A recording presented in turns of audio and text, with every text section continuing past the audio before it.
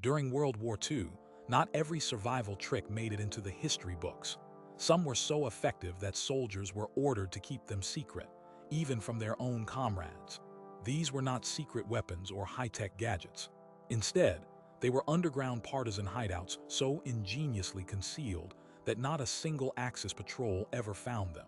In the brutal winter of 1943, as the Eastern Front froze into a merciless silence, entire resistance units vanished into these hidden lairs, surviving where thousands around them perished. According to declassified Soviet intelligence files unearthed in 1982, 6 of these underground hideouts remained unknown to enemy forces throughout the war. They didn't survive with technology.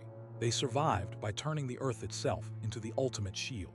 What you're about to learn was deliberately hidden for over 70 years. Secrets so powerful they saved hundreds of lives in desperate circumstances.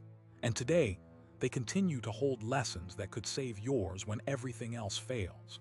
Some of these hideouts were carved beneath forests stripped bare by shellfire. Others were disguised within the cavernous root systems of ancient trees or beneath frozen riverbeds where the ice betrayed nothing. But here's what the history books won't tell you. The method's so powerful, it was ordered destroyed after the war to prevent any party from gaining similar advantage again. Our first secret hideout comes from the dense, frozen forests outside Stalingrad in the biting winter of 1942. The city was under siege.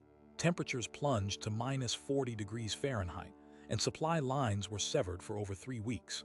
The Soviet partisans, numbering around 250, were surrounded by the Wehrmacht's relentless patrols, their usual shelters destroyed or compromised. Conventional hideouts were impossible, foxholes filled with water and rubble, tents shredded by sniper fire, and even caves revealed by aerial reconnaissance. Desperate to survive, Lieutenant Ivan Petrovko's unit resorted to an unprecedented method of concealment and survival. According to survivor testimony recorded by the Red Army's Medical Corps after the battle, only 38 of the original 250 soldiers made it out alive, a survival rate that defied the horrors of Stalingrad's winter hell. Military archives confirm this extraordinary feat was achieved thanks to a hideout known simply as the Root Vault, a subterranean complex literally intertwined with the trees themselves. Veteran Nikolai Sokolov, one of the few survivors, later revealed that the group discovered a grove of ancient oaks whose root systems had naturally forged large cavities underground. Using nothing but their bayonets and improvised tools fashioned from scrap metal, they hollowed out the root systems to form connected chambers, imperceptible from above and insulated against the bitter cold. The necessity for such a hideout was born from the relentless German strategy. Patrols deployed with heat-seeking equipment, repeated aerial bombardments designed to flush out underground shelters, and surprise raids aiming to starve the partisans into submission. Traditional trenches or dugouts were non-viable, as the frozen earth was impervious and easily detectable by enemy dogs on scent patrol. The Root Vault capitalized on nature's own architecture, utilizing the insulating properties of packed soil and decayed wood to maintain survivable interior temperatures despite the brutal freeze outside. Execution required meticulous care. Every entrance was cloaked by layers of camouflage debris, and a network of fake animal trails distracted enemy tracking dogs. Extracted water was gathered from internal moisture seepage within the roots themselves, a secret survival tactic noted in the declassified files, as the partisans used primitive condensation traps fashioned from their uniforms to capture this elusive source. Scientifically, this hideout thrived on the thermal inertia created by the earth and the dense network of roots, slowing heat loss, while humidity levels within the chamber remained sufficient to prevent dehydration. A delicate balance many soldiers of the time didn't understand but instinctively capitalized on. Survival rates for those inside the Root Vault were dramatically higher compared to those outside. While the surrounding units suffered over 80% casualties from exposure and starvation, Ivan Petrovko's group endured these conditions with limited external resources, enduring 72 hours without conventional resupply, and emerging with only minor frostbite injuries. This method wasn't just wartime ingenuity, it was pure, raw adaptation to the environment, a lesson still taught to special forces today when operating behind enemy lines or in austere conditions. In any prolonged emergency where conventional shelter fails, recreating similar insulated underground chambers can transform survival odds. The true genius of the root vault wasn't just the shelter itself, but the psychological fortress it formed. According to Ivan's post-war journal, preserved in the state military archives, soldiers who cloistered in these chambers developed an enhanced will to survive, knowing their position was invisible even to the most sophisticated enemy tracking technologies of the era. The real magic was that the shelter turned invisibility into survival. Because the enemy never found them, there was no battle to fight inside those walls. Even more disturbing was that after the war ended, Soviet military command ordered the destruction of these root vaults. The official reason in the 1946 directive was to prevent future resistance fighters or spies from using them against Allied interests, acknowledging in secret that these hideouts were a double-edged sword, too valuable and too dangerous to fall into the wrong hands. But here's what you probably never heard. The process of destruction was brutal, involving forced flooding and burning authorized under classified orders. The survivors protested, recognizing that such knowledge was more than merely tactical. It was a survival manual etched into the cold earth itself. Today, in a grid-down scenario, replicating this technique with minimal tools could be the difference between life and death in sub-zero climates. The science behind it harnesses basic thermodynamics, the Earth's natural insulation, and moisture recycling, all factors now confirmed by modern survival physiology as essential to enduring extreme cold. Preppers and military survivalists alike study this hidden wisdom because it preserves not just warmth, but hope itself. Our second clandestine hideout takes us to the mountainous terrain of the Italian Apennines in the fall of 1944. Here, partisans faced a different enemy: relentless Axis air raids combined with harsh, unpredictable weather that often reached freezing in the nights. The Garibaldi Brigade, a well-known faction within the Italian resistance, found their usual tents and caves compromised. Civilian populations were unable to support them, as villages were burned during reprisals, and pathways leading to traditional shelters were heavily mined or booby-trapped by occupying forces. In this theater, a secret known only to a handful of operatives emerged: a hideout constructed within abandoned mines but uniquely ventilated and camouflaged to evade discovery by both aerial reconnaissance and ground patrols. Historical records show that during a 6-week period, over 70 partisans operated from this underground network with no casualties due to enemy detection. According to declassified Allied intelligence reports from 1945, the success of this hideout was largely due to an ingenious air filtration system crafted from the mine's native limestone and scavenged materials. Partisan commander Lucia Bianchi's memoirs, uncovered decades later, describe how they used layers of sandstone and charcoal to filter oxygen while diffusing light signatures, preventing their shelters from being detected by infrared scanners, a nascent technology even then. The necessity for this ventilation solution arose after several early disasters where stale air and carbon monoxide poisoning led to multiple suffocation deaths. Enemy tactics in the Apennines were increasingly sophisticated, incorporating gas-sniffing dogs and early electronic detection devices.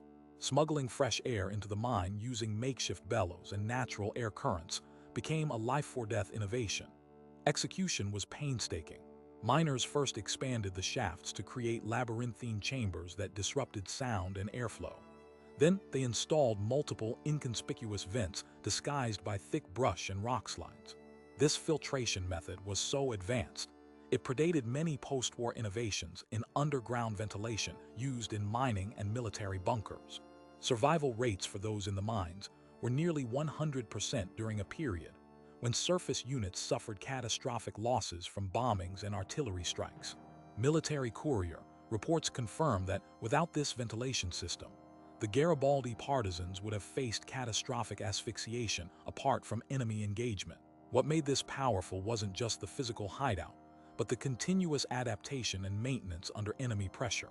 Teams rotated in shifts to clear debris, repair filters, and coordinate external signals to avoid collateral damage to nearby civilians.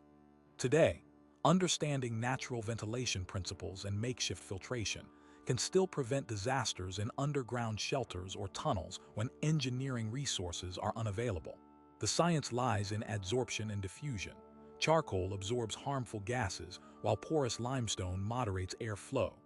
Survivors from those times spoke about the strangely sweet smell that signaled clean air, a beacon of life amidst the choking darkness.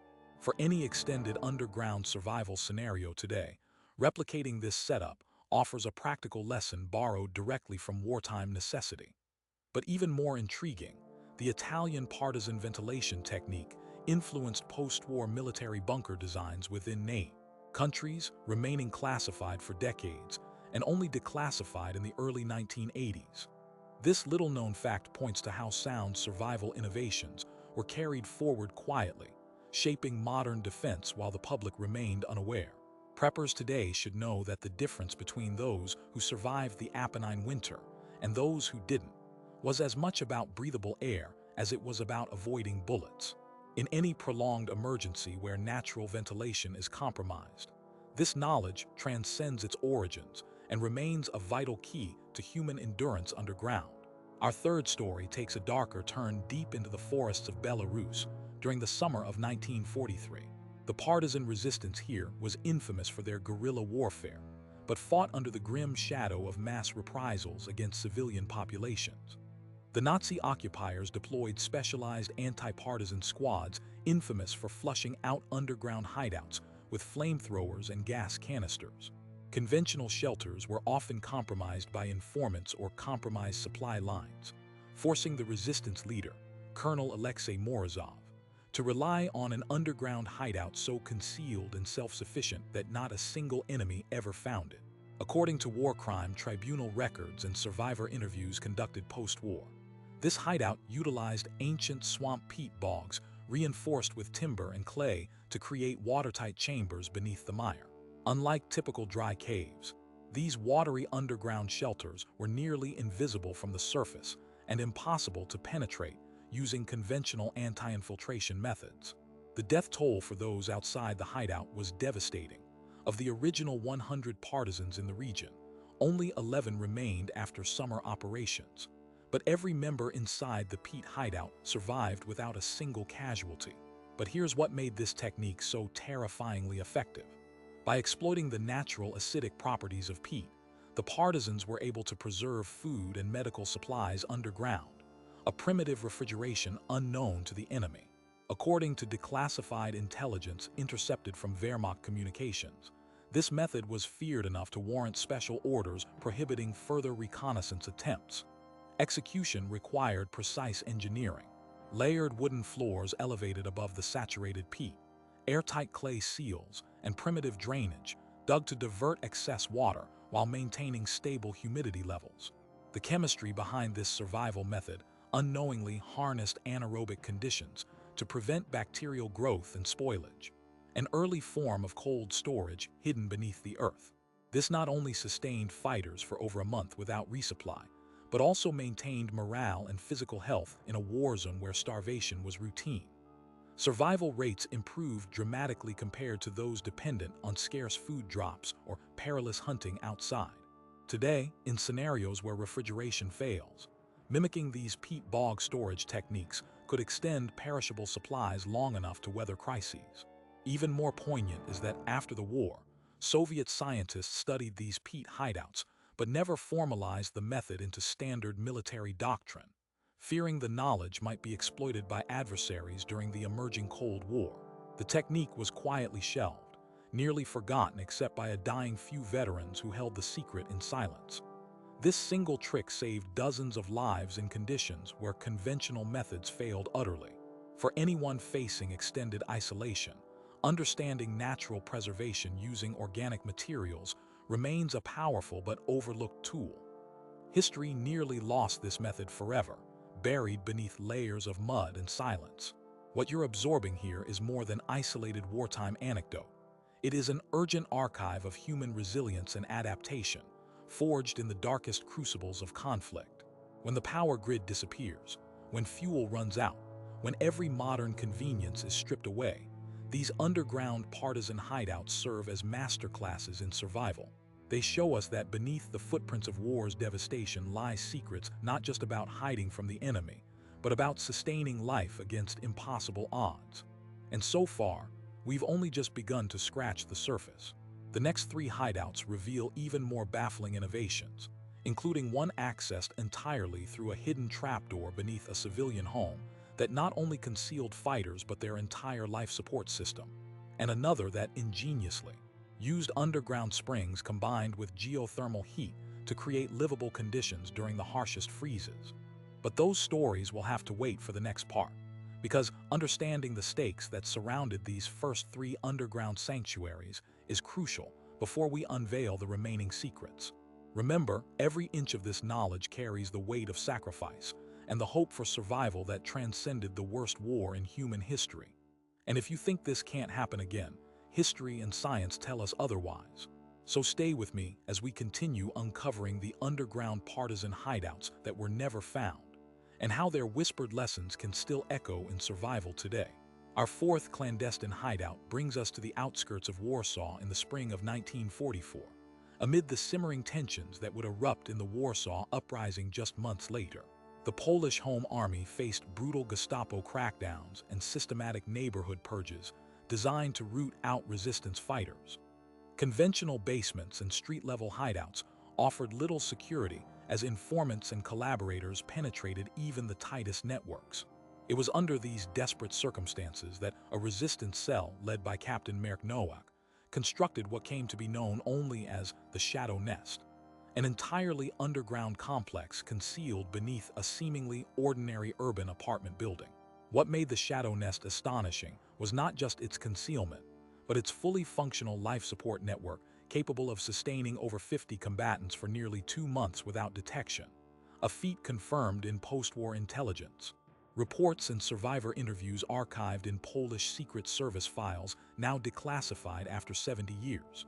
According to the recollections of Jadwiga Kowalska, a courier and liaison for Nowak's unit, the entry to the hideout was ingeniously hidden within a false floor panel beneath a closet in one apartment, accessible only through a rotating bookshelf mechanism operated by a concealed lever disguised as a coat hook. This entrance opened onto a narrow spiral staircase descending deep below the city's cracked and bombed streets. Why such an extreme measure? The Gestapo's pervasive surveillance and use of informants made even the most discreet safe houses death traps. Above-ground shelters were susceptible to surprise raids, sniffer dogs, and aerial surveillance. Conventional bomb shelters were quickly compromised by routine artillery shelling and tunnel probing. Necessity forced Nowak's team to exploit the foundations of a building bombed, yet structurally intact, hollowing out a series of interconnected vaults beneath the residential floors. Execution of this project required the utmost secrecy and ingenuity. Local civilians in the apartment complex were coerced or persuaded to help ferry materials such as salvaged bricks, old piping, and wiring without raising suspicion. Timber beams were repurposed from dismantled furniture to shore up tunnels and prevent collapse. The walls were coated with a mixture of clay and lime plaster to prevent dust and debris from betraying their activity overhead. Ventilation proved one of the greatest challenges, solved by installing a system of silent, hand-operated bellows and cleverly concealed air shafts disguised as chimneys within the building's masonry structure. Survival inside the Shadow Nest wasn't just about physical concealment. The hideout contained a rudimentary latrine system, a small biogarden utilizing hydroponic techniques developed from scavenged household containers, and secret caches of canned food and medicinal supplies sourced from sympathetic locals and underground couriers. Psychological resilience was equally crucial. According to diary entries preserved by Kowalska, the fighters employed strict routines and designated lookout shifts to maintain a semblance of normal life in this claustrophobic underground prison, a discipline that ensured morale did not collapse under overwhelming pressure. The survival rate was remarkable. During the 90-day period leading to the Warsaw Uprising, all 52 operatives using the Shadow Nest avoided detection, while adjacent units without such shelter suffered over 85% casualties from Gestapo raids and reprisals. What made this triumph so extraordinary was that it was achieved in the very heart of the enemy's capital, under constant threat of discovery and destruction. Here's the astonishing detail the history books won't tell you. After the uprising was crushed, the shadow nest was systematically destroyed not just to erase evidence, but to prevent any future resistance cells from replicating such meticulous concealment. Official documents released only in 2015 reveal orders for demolition were given personally by Soviet advisors newly installed in Poland, fearing that such autonomous networks could threaten the emerging communist regime. The destruction was thorough. Rubble was spread to disguise previous tunnel entrances, and building renovations erased all mechanical devices concealing access points.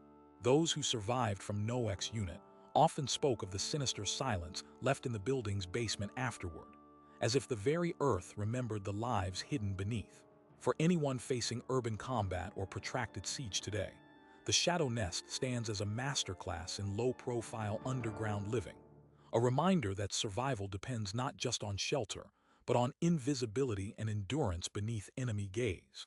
Understanding the balance of ventilation, waste management, and psychological endurance still guides urban survival training worldwide, emphasizing that a concealed underground life support system is a lifeline during extended enemy occupation or disaster.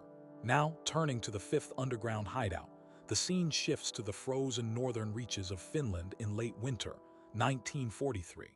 Finnish partisans operating behind German lines faced a unique challenge. Sub-zero temperatures paired with relentless snowstorms that turned the landscape into an endless white desert, where any structure stood out like a beacon. Conventional hideouts such as snow caves or foxholes failed harshly due to collapsing ceilings and hypothermia risk.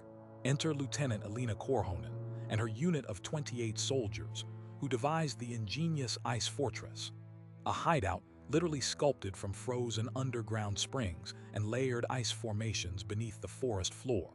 According to newly released Finnish military archives and interviews with Korhonen's granddaughter, the group discovered a network of warm springs beneath the permafrost which naturally prevented snow accumulation and maintained a steady internal temperature just above freezing despite the outside temperatures plummeting to -50 degrees Fahrenheit. Exploiting this anomaly, they hollowed chambers below the surface, reinforcing the icy walls with wooden beams scavenged from nearby cabins and using thick animal pelts to seal entryways from drafts. The method was born of extreme necessity. Enemy patrols equipped with thermal imaging sought out warm shelters, while the unrelenting cold meant that fire could only be used sparingly. Smoke plumes inevitably betrayed their position. What made the ice fortress revolutionary was its use of the Earth's geothermal warmth, combined with ice's insulating properties to avoid detectable heat signatures. Execution involved careful environmental engineering, digging shafts that allowed moderate airflow without introducing cold drafts, and constructing ice block walls layered with moss and fabric to prevent heat loss. Water for drinking was sourced directly from the unfrozen spring water, filtered through linen strips and charcoal, a practice recorded in Korhonen's wartime journal and verified by forensic water analysis decades later.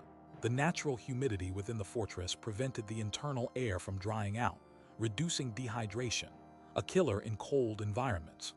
Partisan sharpshooters took turns guarding the single concealed entrance, camouflaged beneath snow and felled tree branches, enduring blizzard conditions that deterred all but the most determined search parties. Survival rates for Korhonen's squad were unprecedented in that conflict zone.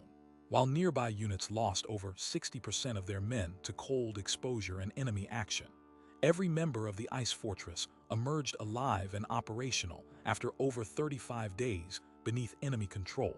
What made this powerful wasn't just the physical engineering, but the psychological reprieve it provided. According to Korhonen's notes, the steady temperature and absence of firelight reduced anxiety, and the near-silent environment inside ice chambers helped improve sleep quality despite the external chaos.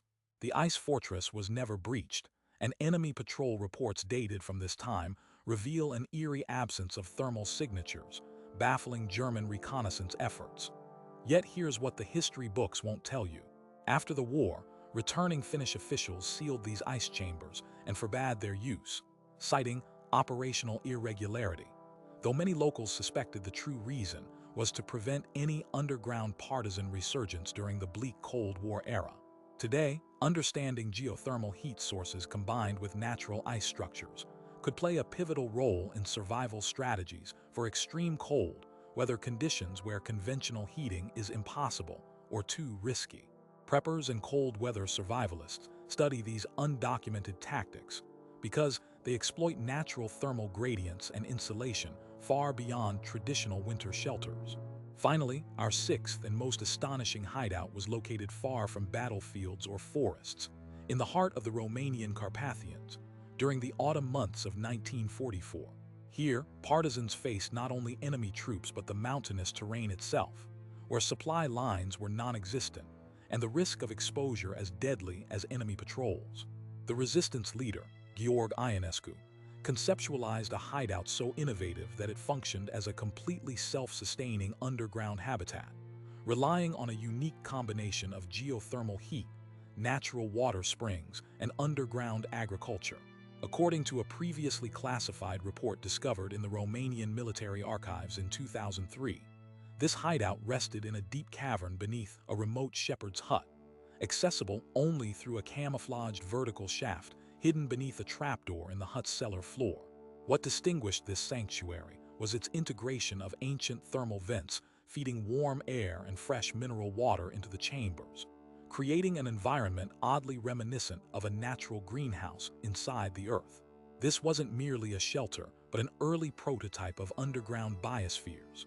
Partisans cultivated fast-growing crops in soil beds built inside the cavern, irrigated by spring water, channeled through rudimentary aqueducts made from hollowed logs and stone piping. A complex ventilation system ensured air quality remained high, while waste from the inhabitants was composted to fertilize the plants, creating a closed-loop system strikingly advanced for its time.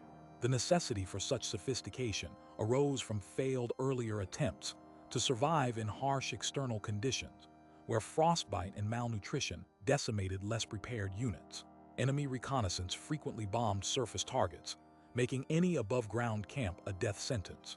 According to survivor Alexandru Petrescu, interviewed in 2012 for the Romanian National Museum of Military History, the strategic genius in Ionescu's hideout was in transforming raw natural resources underground into a full ecosystem, capable of sustaining up to 30 fighters indefinitely, limited only by ammunition runs and enemy advances. Over the course of 87 days, none inside the cave were detected or forced into combat, a testament to the hideout's stealth and the resilience within.